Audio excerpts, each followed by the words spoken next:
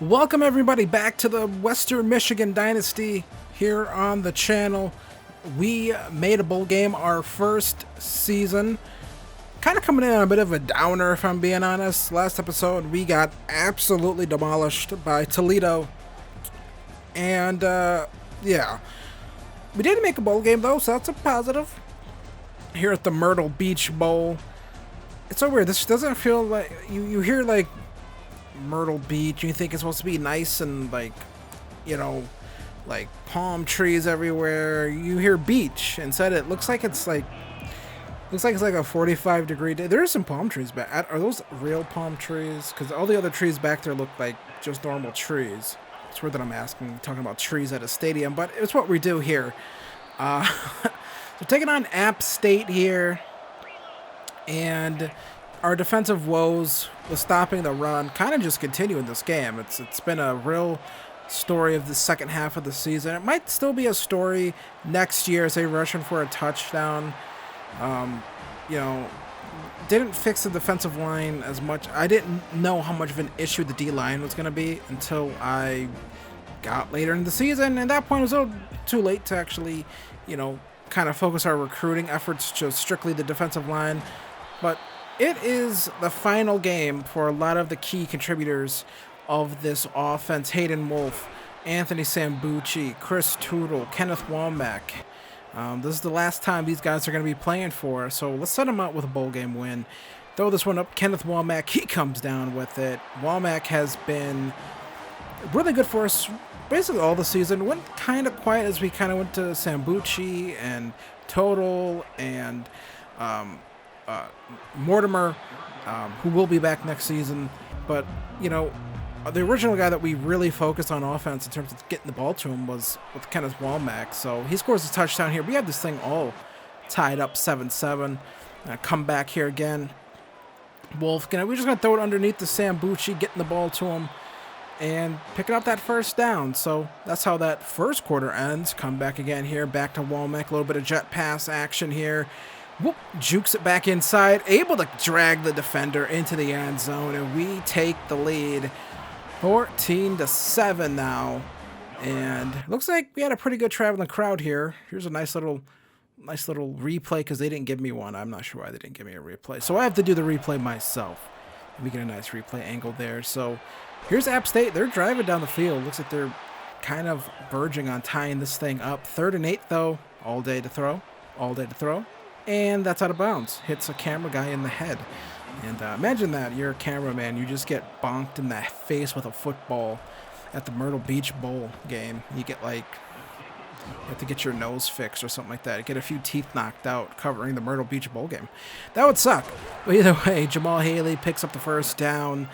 And I forgot to actually load in my new playbook in this episode, because you can't set your custom playbook as your Dynasty playbook in the coach stuff. Nice block pickup there by Jamal Haley on that play. Go back and watch that play. That's a really nice block pickup by a running back, honestly. I appreciate that. So App State driving down the field. We're going to pick that one off with Roberson. Now, he doesn't have the best speed, but, can we at least get it back to midfield? No. I was hoping to get it past the 50, but hey, I'll take an interception by a linebacker. I appreciate it. Damari Roberson, another senior on this defense who's not going to be back next year. And then Kenneth Womack immediately just got a free release. Picks up the big first down right there. Gonna come back again, 1st and 10. Wolf going to throw this one up to Womack again. Touchdown. Too easy right there. I mean, it's weird. I have to say, this stadium looks like it's like in the middle of like just normal neighborhood. I have to be honest, and that would make sense for a smaller college stadium, honestly. Second quarter still, they're gonna go deep. We're gonna pick it off. I'm trying to keep from sneezing, but Bilal Cone picks that ball off. Did I switch on? And then he kind of just knocks the receiver over. I think that'd be a penalty, honestly, unnecessary roughness.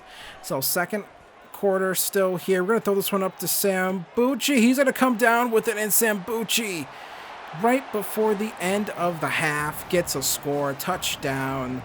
Gets a touchdown in his final college game. So I mean, I don't know final. I mean, he might make an NFL practice squad or something. I believe currently we only have one player projected to get drafted, and that is the center that we have. He's like a 6th or 7th round projected player, so might get drafted. Throw this comeback route here to Womack, and able to pick up that first down. First and goal, quick throw here, and we get another touchdown right there for Kenneth Womack. This might be, what, 4 by now? I think that's his 4th. This is either his 4th or 5th receiving touchdown in this game. But then App State, they're going to keep fighting. I take kind of a bad angle. I hit the tackle button and it didn't tackle.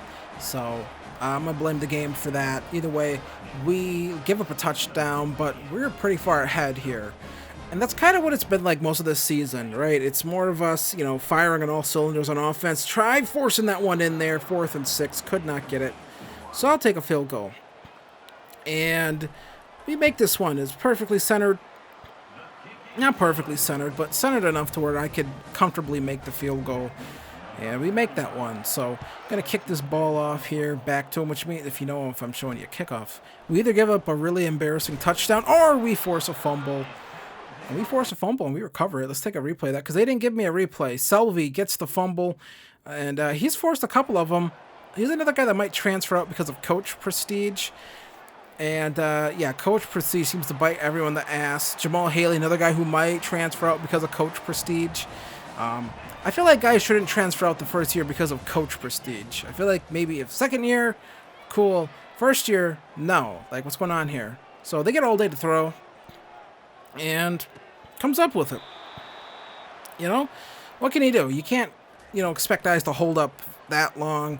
Quarterback decides to keep it. Runs into the end zone, gets a touchdown. So App State trying to fight back here. I feel like he's a little too hyped up because you're getting blown out here, and then like you're trying to like brag. So here's Hayden Wolf again to Kenneth Womack. That should be touchdown number 5 on the day for him. My nose is about to make me sneeze. I'm trying not to sneeze right now. But 52 points here. I thought about trying to get this ball back after they score this touchdown. And thought about maybe trying to get get to 60. I don't believe we've scored 60 points yet in this series. This guy does the Heisman. Well, like, what a prick. Honestly. Like, you're getting blown out here by 20 some odd points, and you're doing Heisman poses. But we win the Myrtle Beach Bowl game 52-31. A pretty dominant victory. Hayden Wolf in his final start for us, 431 yards, 7 passing touchdowns. Had a fantastic game, and big shout out to all those seniors who were able to have a nice game as they end their collegiate careers, because I don't think any of them are getting drafted. Yeah, none of them are getting drafted. That's just the way it's going to be. But Hayden Wolf had a great game and a great season for us, honestly. Kind of a statue in the pocket. That's going to be really different potentially from what we have starting for us next season. But let's close out the season here. Jamal Haley, 16 carries, 94 yards. Able to stick with the run a little bit more now that I know that the CPU, here's the passing stats. Now that I know that the CPU spends a lot of time in pass commit, I will definitely be having to try to work the run in with I'm going to have to blend those games a lot more, knowing that's kind of the meta of the game, is that the CPU is just constantly pass committing you. So that's kind of, it is what it is, right? So, but it's just something I'll just have to remember, honestly. Only gave up 1 sack today.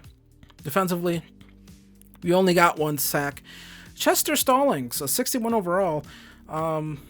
This game, I kind of redid our linebackers and defensive ends because, we don't have just an edge position in this game, which we had, but redid it, and it actually worked a little bit better for our linebackers. Had some more athleticism there, and Myrtle Beach Bowl winner. No cool trophies. I hope College Football 25 has all the trophies, so we get some sort of trophy presentation of our coach holding up the trophy with the players. But Toby Katera, another center, commits to us. Another interior offensive lineman, 3-star. So we have done very good at really getting some interior offensive talent here. Going to keep trying to do that next season. Try to get some more tackles. You know, always want to keep getting better there. But Kenneth Womack was the MAC Offensive Player of the Week. And for the first week of Bowl Week, he was the National Player of the Week. I mean, you kind of have to be. 9 receptions, 5 receiving touchdowns, 170 yards. That's a hell of a way to end your college career, I think. So shout out to Kenneth Womack. And we get Aiden Westry and Mitch Derelick to be our offensive and defensive coordinator. Still can't see exactly what their coach abilities are, because it's still showing me my previous coach's abilities. I feel like that's kind of like an oversight in the game, where it should be showing me their current abilities personally, but I'll take it. So we get another commit here, another 3-star, Rashawn Taunton, a tight end. And we are in second place here, or we are in first place here on Deontay Isaac. Here is the college football playoff bracket. Sam Houston didn't make it, but this looks like a pretty decent bracket, honestly. Texas State gets smacked by Michigan. But for the most part, I don't really object to anyone who's like in here personally. Like, this looks, you know, if you told me this would be how the college football playoff with all these teams would play out with 12 teams, I would probably go, yeah, that sounds about right to me. Looks pretty realistic. Michigan goes back to back, beating Bama. People bring back Nick Saban. What's going on here? If they lost them, if Michigan does win, that'd be crazy. So here is the MAC All-Americans. Brett Gabbert ends up being the first team quarterback, All-MAC. Is that what the proper term? All-MAC, All-American MAC, or is it just all? I think it's just All-MAC. But first team for Brett Gabbert and no first team for Hayden Wolf. I don't feel that's right, personally. We're gonna go look at that guy's stats. They better be better, because if they're not, I am gonna be pissed off, honestly. So let's take a look here. Hayden Wolf, second team MAC quarterback. There is no way. There is no way. The Gabbert guy had a better season than Hayden Wolf. I'm just not accepting that. Almost 5,000 passing yards, 46 touchdowns, 10 interceptions, 67% completion percentage. I mean, he was one of the best quarterbacks in the entire. I mean, what is this? So we get completely jobbed here by this for Miami of Ohio. I get he had less interceptions, but really 46 passing touchdowns, almost 5,000 yards. This guy really should have been an All-American in general. So didn't have a single rusher get to 1,000 yards, but I think as a whole we got 1,000 rushing yards. 9 receiving touchdowns for both of our lead backs. Both of them want to leave, so that's what we're gonna have to deal with. 14 receiving touchdowns for Kenneth Womack, Mortimer with 13, Sambucci with 5. Couple guys with 5, Haley with 3, Buckley with 5, another running back down there with 1 as well, but 2 receivers over 1,100 yards. Chris Total, if he wouldn't drop the ball, could have had 1,000 yards. We could have had 3,000-yard receivers. It wasn't for them dropping the ball so goddamn much. So, you know, blocking. Guy gave up 6 sacks. We have a guy who gave up 4 sacks. Everything else is pretty good. They don't have pancakes in here. I would love to know how many pancakes my guys got. Sacks. This is where we got to get better. Our leading, sack getter was a linebacker, basically playing out of position as an edge rusher. That guy really should have been probably inside linebacker as opposed to a pass rusher. But 5.5 was our leading sack getter. We need more production than that. We need guys getting 9, 10, 11, honestly. So, guys, I got some interceptions. We got some forced fumbles in here. For anyone who is interested in these stats. I know a lot of people like looking at stats of their team over the years. So I forgot to do it with the Sam Houston Dynasty. So we didn't get to remember like how many stats I had with some of those guys. But we get to remember here, this first season in Western Michigan. And now these are all guys who I didn't recruit and bring in, so it's not as special. It'll be more special when we get a couple years into our dynasty and we start kind of seeing, guys that I recruited, that we brought in, that we kind of helped build up and things like that. That'll be more fun. Kicker had a good kicking season. I don't know what like good or bad kicking stats are. Missed 5 field goals. I feel like that's like fine for a college kicker. Punting, 20 punts on the year. I feel like that's like a low number of punts. Also because I went for it so often. Also because we scored a lot of points at times, so we didn't have to punt too much. So kick returning, we had 1 kick return for a touchdown. Willie Barris had 1,000 yards of kicking. I feel like having too many kick returns is like kind of a bad thing, because that means you give up a lot of points. Every game you should at least have like 1 kick return, right? But you shouldn't have, like, if you have like a lot in one game, that's probably not really good. So here is the transfers. These guys are transferring out of here, and you know, we have some persuasions of lower end guys, but I really enjoyed Jamal Haley. I would like to keep him. We're going to try to persuade him, bring him back, and he decides to stay. I want to keep these better players, honestly. I'm not too upset about some of these lesser guys leaving, if that makes sense. We are going to try to keep some of them if they're decently rated. So we have Brennan Wooten. Try to bring him back. He decides to stay. That's a positive.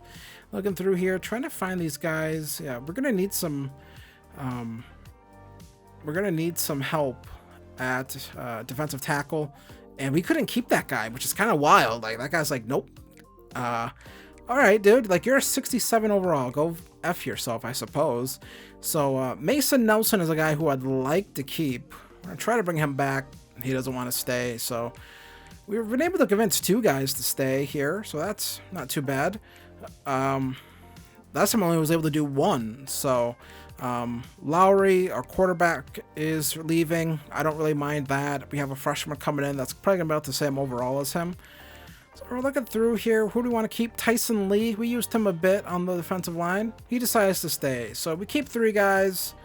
We lose a bunch of other people, and all of our seniors graduate. So, yeah. Draft results. It is going to be Jacob Gideon getting drafted in the 6th round. So this receiver, we can't get. His deal breaker is coach prestige, even though we're in first place on him. Can't bring him in because of coach prestige, so we lose him.